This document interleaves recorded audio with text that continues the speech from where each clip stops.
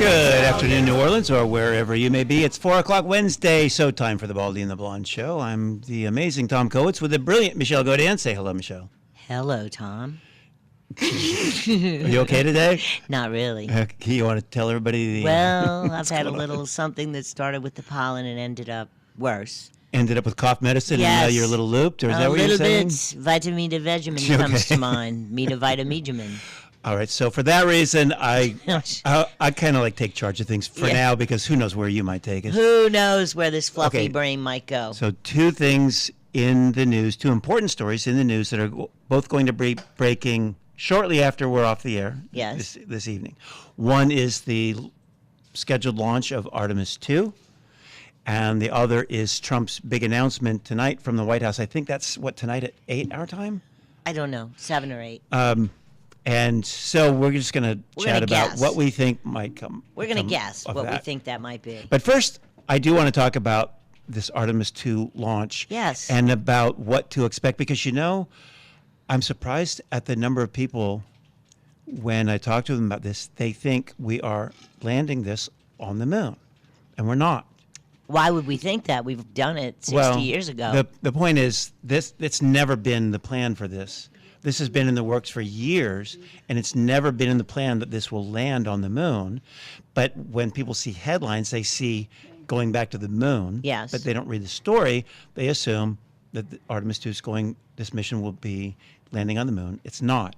All this is doing, and I don't mean to downplay it when I say, all it's doing, because it's a modern miracle. I mean, brilliant people and brave people. I mean, these astronauts are brave. Super brave to sit on top of this monster of a rocket. Yeah, it's crazy. And go out into space like this.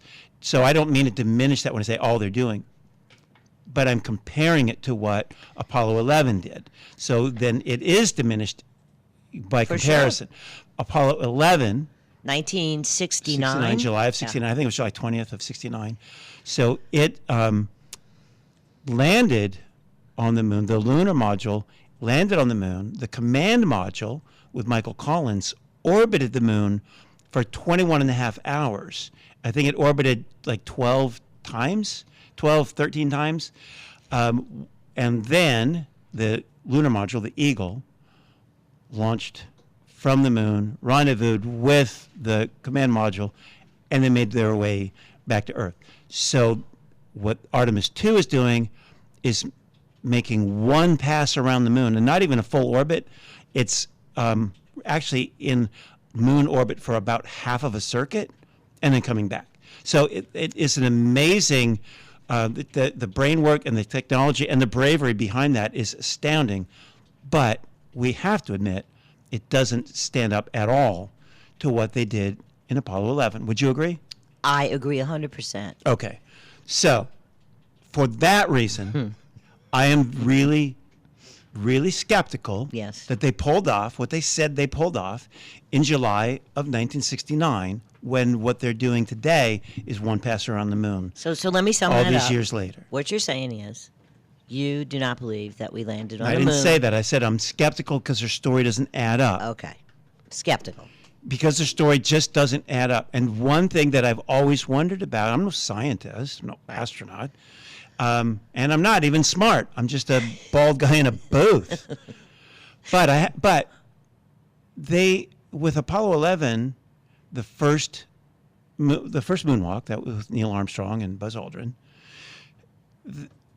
they never preceded that, and this is the official word. They never preceded that with a test an unmanned, that would land on the moon, stay there for many hours, and then see if they could ignite it, and then launch it, and then successfully reattach with the command module that had been in orbit for 21 and a half hours. They never tested that. They just took a flyer, let's send men up there, land on the moon, hope that thing ignites, hope it launches, and hope without the help of computers they can attach it to the command module and fly home. I always thought they they started out with testing with monkeys and dogs to put them into orbit first. But not this, a much more difficult But this mission. one, they just said, well, let's just send humans and we'll land them there, and I hope they get back. I'd never believed that they would do that with their astronauts. So it's not a scientific explanation. It's just more of a logical one. It's like, I don't think they would do it. Now, you'll see a lot of people say, well, and then what about the photos? The photos don't show the stars, but there's an answer to that. So I don't get into all that. I just go into the fact that I just don't think that they would do it. And then I question, like, why haven't they ever gone back after Apollo? Well, let me take that up. Because you know what? Low Earth orbit stops at, I'm not sure, something like 140 miles. But did you know that if you set aside the Apollo missions, set aside Apollo, right? No country, including the United States, has ever sent a human out of low Earth orbit. No one has ever accomplished that. Except Apollo. The Soviets never did it, and the Americans only did it in that short window of time. Now, today, I hope that they successfully send humans outside of low Earth orbit and around the moon, and they come home safely. But it's nobody's ever done it except for Apollo. And get this, that Apollo 11, that first one, that mission, again, they got there, orbited the moon 12 times for 21 and a half hours, waited for the other craft to reattach the lunar module, and then come home. That mission the duration was 8 days and 3 hours. Artemis II is scheduled to take, and they're only going around the moon one time and coming home. Not even a complete circle. 10 days. Yeah, so it's taking longer to do less. Taking a lot longer. When you consider that Collins went around the moon 21 times. No, 21 and a half hours, 12 times. Yes. And that mission went 900 and something like 35,000 miles. This one's going like 685,000 miles. They're going... How could that one take less time than this one? A lot less time. They did a lot more. Right, a lot more miles. And the men were on the moon for somewhere close to 21 hours. Well, I don't know how long they had to hook up and do all that. I don't know how long they were actually on the moon. Yeah, but they were there for anywhere near that. They were there for a long time. Long enough to play golf. Long enough to, well, those guys didn't play golf. That was different. But the point is, in 8 days and 3 hours, they went to the moon. The command module orbited the moon for 21 and a half of those hours. Right. And they got home. These guys are taking 2 extra days, making one pass around the moon. That tells me, and I do believe that's how long it takes to do what these guys are doing. But again, that's a severe anomaly that back in '69, they went 50% more miles, orbited the moon 21 and a half times, and did the mission in 2 days shorter. It's not adding up without really needing the science. All right, let me talk for a minute. Go ahead. Jesus, take a break. All right, now look, if you're skeptical, I'm skeptical because of I've never wanted to go into the crowd of, we didn't go to the moon. Because, I'm sorry, everything is to be, you just have to be skeptical of everything these days. And I just don't want to do that. However, I find it bizarre that the last time we went to the moon was so long ago. Why can't we go now? And how can they possibly say it's because they lost the paperwork that told them how to go? Yeah, they lost everything. They lost the telemetry. The moon they lost tapes, the telemetry, the math. They lost their homework. Everything. And now the dog ate it. And they didn't have computers, and we do now, and we can't seem to get there. And get this. Wait. Let's see if it actually happens. So, well, and I do think it will happen. It's been long delayed. I think finally it's going to happen. But the entire point of this mission is to be a test to see if they can set foot on the moon in 2 years from now. Why don't you just copy what you did in July of '69 and thereafter? The obvious skeptical answer is because maybe they didn't, and maybe we pretended we went because we were in a furious rush against Russia, and it was important to portray strength at the time. Maybe. Well, that is one theory, and it's a good theory. Welcome back to Baldy and the Blonde. I'm Michelle Godin here with Tom Coates, and we were talking about skepticism about the moon mission in 1969 with Apollo 11. in light of the upcoming Artemis mission. And Tom was raising the point that in 1969 they went to the moon, orbited the moon many more times than they're going to do this time, and it took them 8 days. This time they're projecting 11, even with a much 10 days. 10 days, even with a much less arduous, time-consuming task, including not going on the moon. So, what was your point? Oh, about the time discrepancy? Yeah. It's that because it's hard to explain. Like, how could you? Why would there be that much of a discrepancy? Right. How could they do so much more in so Right, much 'cause they less orbited- time that many years ago? Right. They orbited the moon in 69, for 21 and a half hours, completed the entire mission back and forth in 8 days, 3 hours. This mission, they're going around the moon one time and completing it in 10 days. The reason I'm so skeptical about that is in 69, that tells me if indeed that they faked it, they just didn't know how long it should take. There was no metric. There was no standard. Yeah, so they're just thinking, So well, that let's would just say explain, 8 days. We'll just say that. I'm not saying that's what happened, but that I understand. But that is a theory that connects. You want to still connect some dots? That connects some dots. And there's something else that's been discovered since that time called the Van Allen radiation. No, that was discovered a little bit before. Okay. But that is a point of contention. The Van Allen radiation belts are, I don't know where they start, maybe a couple hundred miles from Earth, because except for Apollo, no human's ever been more than about 143 miles from Earth, and it's because of those Van Allen belts. There's so much radiation, it's just not safe. Now with Artemis II, maybe they figured out a way to protect the humans. And that's why they're finally going. But again, they're not landing on the moon. And the whole point of this is to see if in 2 years they can put a human on the moon. It's just bizarre, given that they say we did it Exactly. in It 1969 doesn't make with sense. papers and pencils and no computers. Yeah, doesn't make sense. Anyway. That is odd. Very. All right. So let's. Wait. One more thing before Okay. we move off of that. I just want to make sure that literally, officially, the story NASA gives is that we can't do it, or we haven't been able to do it all this time because we lost our homework.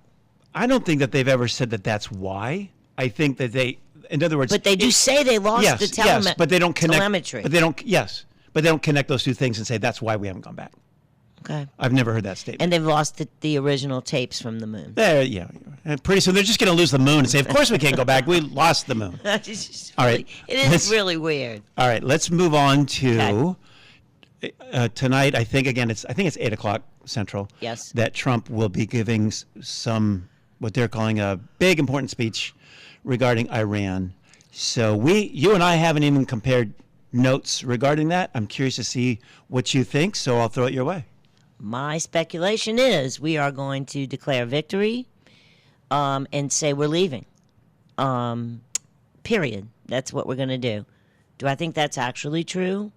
I don't have enough information, but I don't think so. But you think that that's what the big announcement's going to be? I think the announcement is we're finished and we're leaving. Okay. And I think it's because it's a nightmare. And my understanding is for the past, 40 years, the War Department has gamed this, and it always ends bad. And here we are. And Israel, I think, convinced Trump that it could be done. And by the way, not once not one of our Middle East adventures has Israel put a soldier on the ground with us. Not once. They like us to do their fighting for them, I guess. That's it, baby.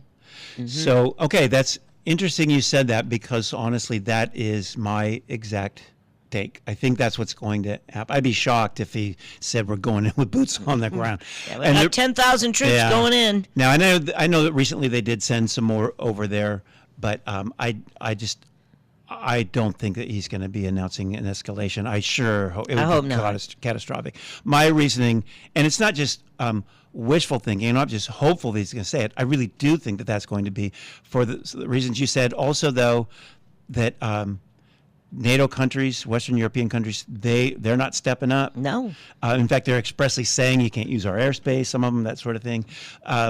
and Israel is saying we're not putting boots on the ground, as you mentioned. They never have before. They want us to, and though. they've expressly said that we're not. If you do, we're not.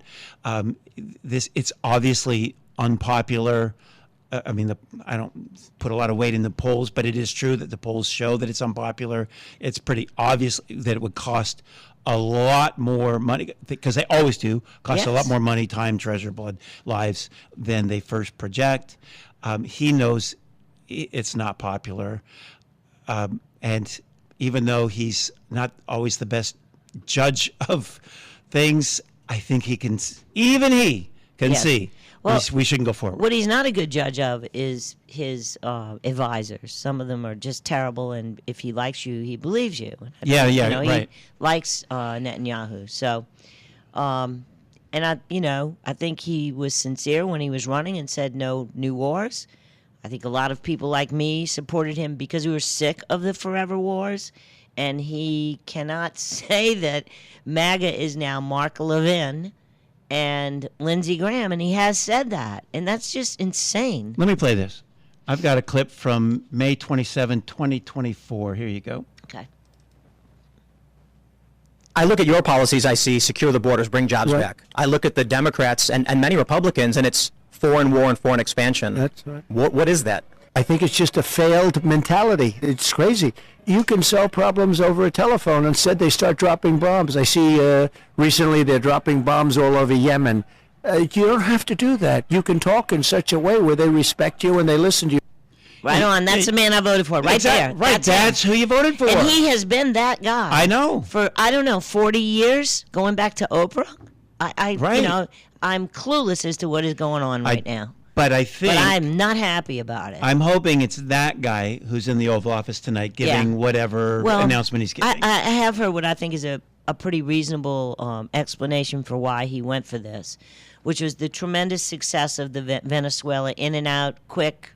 No matter what you think about what we were doing there, it was fast and militarily spectacularly successful. And he was told he could do that in Iran in 4 days. And that was apparently believed it. I'd love to know, other than Bibi and Lindsay, who has never put a boot on any military ground other than a bar room.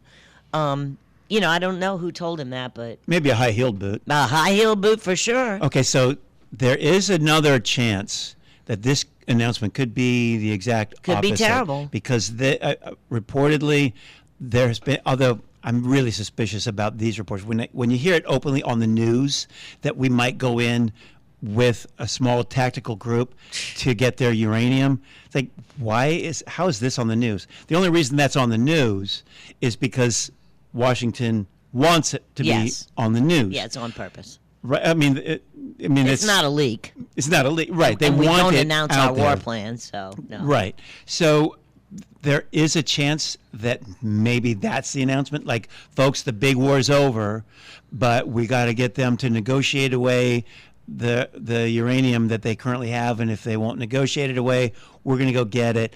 I just hope it's nothing like that. I hope not, because it's a horrible. It's a catastrophe. A catastrophe. Yeah. Because Iran is not Iraq. It's Persia. It's thousands of years old, sophisticated country. Some of the most brilliant people in the world have come from there. It's just ridiculous to treat them like they're some backwater. Oh, yeah. You know? And I mean, I thought last June we took out, what was the word? We annihilated.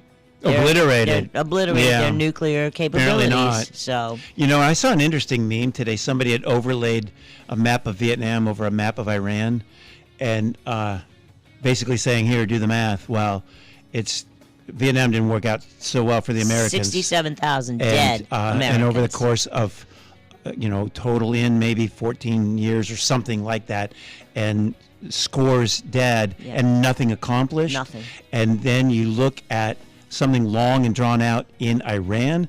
I hope to God, literally, pray everybody, that he makes the announcement that we are really genuinely thinking, not just hoping, but I really think that is the announcement. I hope so. Tonight.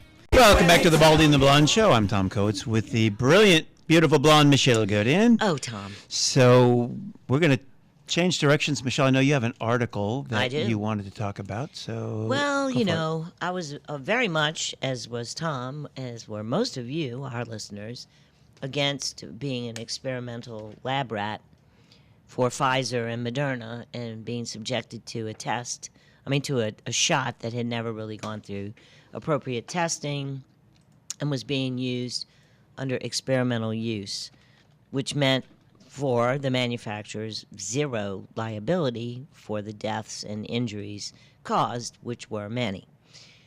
So there were people that, were forced to take vaccines for their jobs. I'm sure many of you all out there had to do that. And today, not today, in the last month, there was a verdict that was just reported that I saw yesterday. I think it was earlier in February. A Catholic woman wins $12.7 million in religious discrimination case over COVID-19 vaccine refusal. That's a good verdict. So she had worked for Blue Cross, Blue Shield of Michigan, for 30 years as an IT specialist. And in October of 2021, Blue Cross implemented a vaccine policy requiring their staff to be vaccinated or apply for a religious or medical accommodation. She did, and she gave them her reason. Her reason was partially the use of the baby cells, which I think we played a clip last week showing that they used this aborted baby from 1966 cells to make the vaccines. She did not want to be a part of that.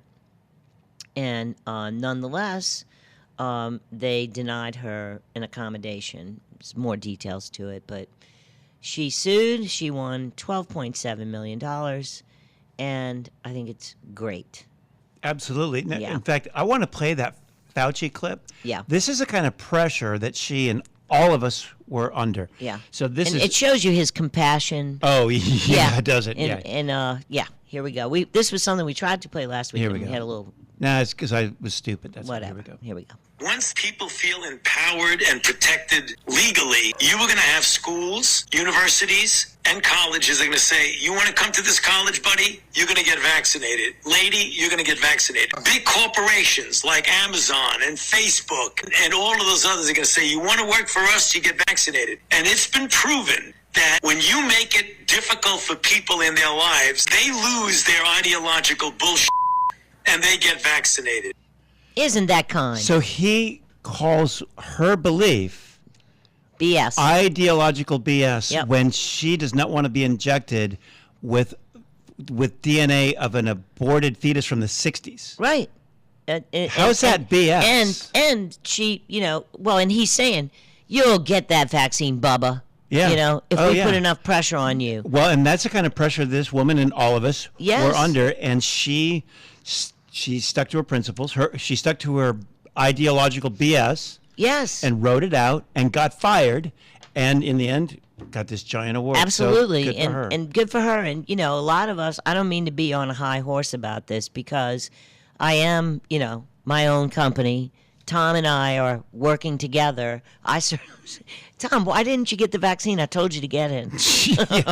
Well, I think the reason you didn't tell me to get it is because you didn't want me to quit. That's Because exactly it's a right. pretty easy decision. Yes, I love you, love you, and I but- love working for you. but- that would not happen. Sayonara. Yeah. So some of us had more freedom, obviously, than others, and don't have 8 hungry mouths to feed at home looking at me, get the vaccine. I understand the pressure that people were placed under, but now we know for what reason. Just for profit, because we know now that the shot, I'm not calling it a vaccine because it's not a vaccine. The shot did not work. It did not prevent COVID. And then eventually they're like, well, maybe it'll make the symptoms less. Right, and and then that was never shown. And I'm just going to say real quick, because I did know a lot about this at the time, and I still remember a bit of it. A normal vaccine, let's say polio. They take some of the polio virus, make sure it's dead, and inject that into somebody. This is a very simplified explanation. And then your body produces antibodies with no risk to you because the vaccine is dead.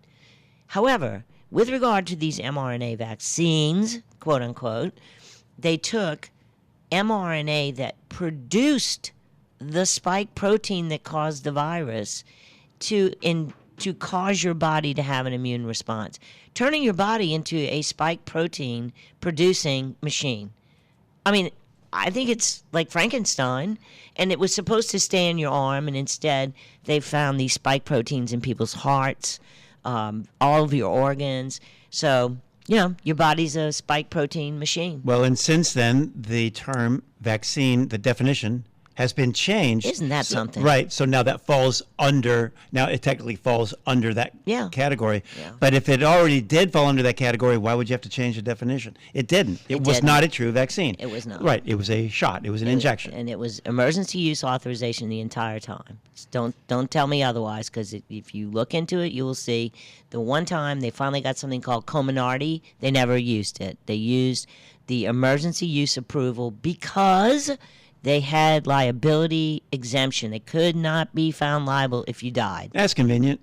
Isn't that? Yeah. Yeah. So we have a clip, and actually we did play this last week, but it's in service of for a whole other reason that I would like to play it again, even though it is a duplicate. But did you have something you wanted to mention from that article? No, I'm done. Oh, you are? Yeah. Okay, sorry. So this is an epidemiologist named Nicholas Holscher, because earlier, we mentioned that, what are you talking about, an aborted fetus from the 60s? Right. Well, right, so it's not like we just made that up. So I have this one right here. He'll explain it. There is literally aborted human fetal tissue in the vaccines. This is not some crazy conspiracy theory. No, it's not crazy.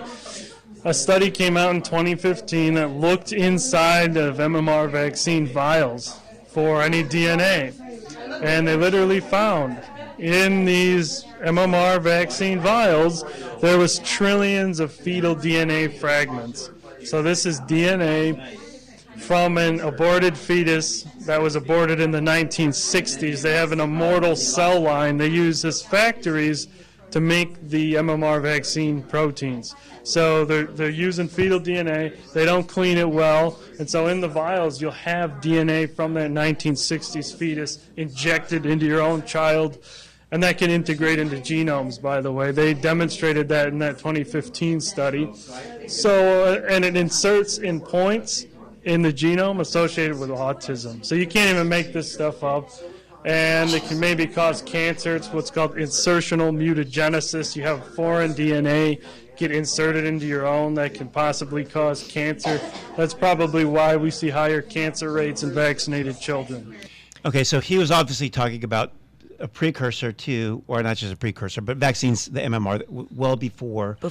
The COVID. So I don't know, actually, whether the fetal cells that he's talking about were in the COVID vaccines, but there were fetal cells. I don't know if it was the one from the 60s. Correct. I'm not sure it's the same exact line, but it's the same argument. Yeah, and it is true that fetal cells were used, whether it's from the poor child from the 1960s or not, I'm not sure, but it is otherwise the same. And, this woman put forth her argument under their so-called religious accommodation at Blue Cross, and they said no. And the jury said, too bad you did that. Should have said yes. Should have said yes. Yes. Would have been a lot cheaper. Yeah, and I mean, cheaper to keep her. I'd say the First Amendment maybe won out, Yeah, and I'm really glad that she won, and I'm glad that she won on a religious exemption, but I'm just waiting for someone to win on general principle. Yes. Right? It's like, no, maybe I'm an atheist. Maybe I'm not religious at all. But I don't want to do it because I have my own principles separate and apart from a religious exemption. You could go live in Florida where they have no vaccine mandates now, zero. Oh, really? Yeah, and I mean, Louisiana, again, oddly led the charge on this as well. I can't remember the guy, the Cajun grocer from the Lafayette area who filed the suit because Biden had ordered companies with 100 people or more in the private sector to...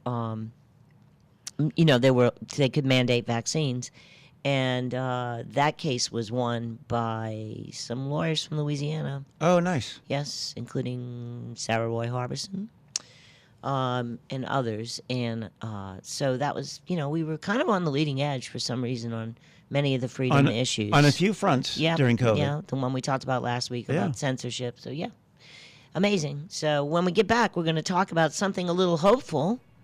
Yeah, if you're wondering what to do in times of just war and bad news, fake moon missions, War, what do you disaster, do? epidemic, and illness. Here it comes. We have something that might be an answer. I think it might. And Because- it might be timely this week. It might be timely this week because you know Yes. what? This is called what? We've done well.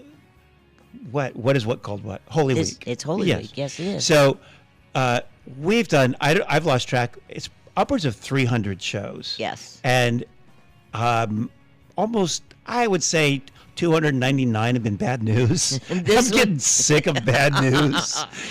So maybe we got a little good news. We do have some good news. We're going to talk about the Shroud of Turin, which I believe is Exhibit A in the case for Jesus. Welcome back to Baldy and the Blonde. We are here for this last segment to give you some solutions and good news in our otherwise doomsday shows. Right.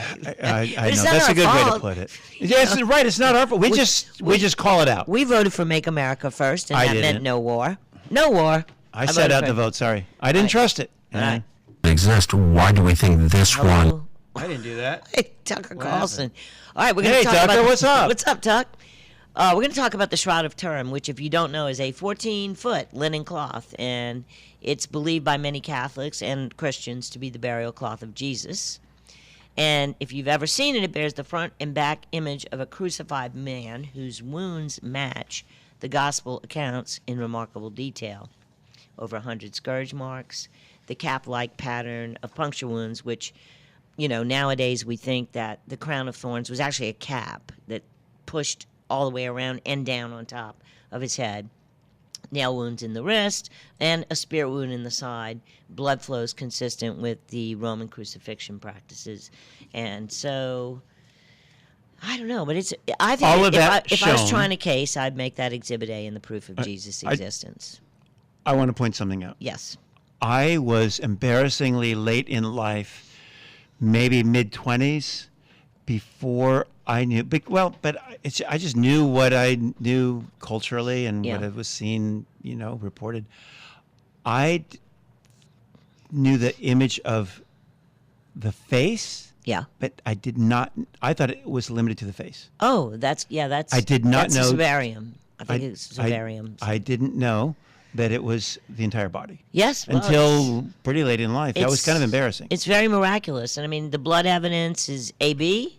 And there is I guess the most shocking things about the shroud, and it has been studied scientifically by people that are NASA scientists, not religious people, is that there is no explanation, just as there is no explanation for the moon issue of how come if we went there before we can't get back. There's no there's no explanation for how the image of Jesus got Right, still, on the can't be figured out. Cannot figure it out. It's not painting, it's not dye, it's not stain, it's not a scorch, there's no pigments, there's no binders. And when I tell you, like, the scientists that were involved in the original study going back to 1978, man, they thought, hey, we got a free trip to Italy, we're going to go over there and look at this thing, drink a lot of wine, have some fun. Yeah, debunk it, go home. And one guy, Barry Schwartz. who was a Jewish man, was stunned by it and turned his entire life over to the study of the shroud. And I really, really recommend his website, which is shroud.com. Anyway, he actually managed to get a NASA image analyzer over there. And it's interesting, in a lot of these modern day miracles, they have characteristics that could not have been discovered without modern technology. So when they used the NASA VP8 image analyzer, they found that the image contained a true three-dimensional image, which could not be discovered any other way. Right. Yeah, it's just, So we have a couple of clips. We're going to have to fly through this because it's just a ton of information. But it is astounding if you study it. Well, I want to say this because you mentioned it had been studied scientifically. I looked it up. It's been studied by scientists. I think it's like in 120 Yes. different fields. Most studied artifact in the world. In ever. the history of the world In the history of the is world. what I read. Yes, that is true. Very good point. Yes, that's true. Yeah, okay, so here is. Oh, this is on the Tucker Carlson show. Who is this? Oh, He's interviewing. it's a guy named Jeremiah Johnston. Yeah, and he's not a scientist. He's actually He's an evangelical. He's a New Testament or scholar. New is what he Testament describes scholar, it. yeah. Here he goes. Of the hundreds of thousands of shrouds like this that exist, why do we think this one has an image of Jesus on it? All of it matches the way in which Jesus was crucified. For example, on the shroud, we have blood all over it. It's type AB blood, which is Semitic blood. Only 6% of the world's population has type AB blood. And so this is human blood. It's male blood. It's not blood of an animal. You would have to actually kill someone if you were trying to reproduce the shroud, because we have pre-mortem and post-mortem blood all over the shroud. So this tells us that someone... No. What we have is the front on the left. In the middle of the camera, we see the face of the crucified man. You can actually see between rib 5 and 6 a gash in the side. Well, Jesus, we know, is penetrated through rib 5 and 6 by a spear. John says blood and water comes out. Well, that's post-mortem blood. All of this bears correspondence with what we read in the Gospels about how Jesus died. So he basically said, everything matches. Everything matches. Yep. That's astounding. Yes, it is. Now, we have another clip. I don't know. I guess we have time to play it, but do you want to set it up real quick? You're more familiar with this than I am. Yes, this is Father Robert Spitzer, an amazing man, a scientist in the long tradition of Catholic priest who are scientists, former president of Gonzaga University, and has taught at, all of the major universities. And he has some interesting thoughts on the shroud. The image on the shroud. This, as we'll see, is the most unique image in the history of all artifacts in the entire world for all time. It has undergone more scientific testing, and it has like 123 different tests. That testing has all been absolutely 100% positive. But here's the deal. That image has to be produced by a tremendous burst of light. That would be in the order of about 6 to 8 billion watts of magnitude. That's with a B, billion, like 500,000 searchlights worth of light energy emanating from every three-dimensional point in this man's body. I mean, that right there, right? That's... Yeah, there's no explaining any of this. Resurrection explains. Well, okay, there's right. Right. There's nothing non-miraculous that explains this. How come we can remember the commercials when we were a kid? They can send a man to the moon, but yeah, can you really? Can you really? So, but here I say that to be funny, that we can send a man to the moon, we can send things to Mars, but we can't. No one can explain this or duplicate this. Right. Not even close. No, they can't. And more importantly, many people have tried to, knock it down. What is the word? Disprove it. Debunk. Or debunk whatever, it, yeah. yes. And unsuccessfully. In fact, it was a big thing in 1988. They did carbon testing on it. And I will never forget. It was so disappointing. Headlines all over the world. It's a fake. The Shroud of Turin is from the Middle Ages, somewhere in 800 to 1200. Well, come to find out, over the years, because it was so unprotected, it had been burned, it was in fires, there's scorch marks on the thing. They allowed, the Vatican allowed scientists to take a small sampling, but the sample they took was from a place where nuns had repaired the shroud. Like in a corner somewhere? In the Middle Ages. So that's, okay. Yeah. And since then, they've got pollen from the 1st century. They have the blood type, which is consistent with people as...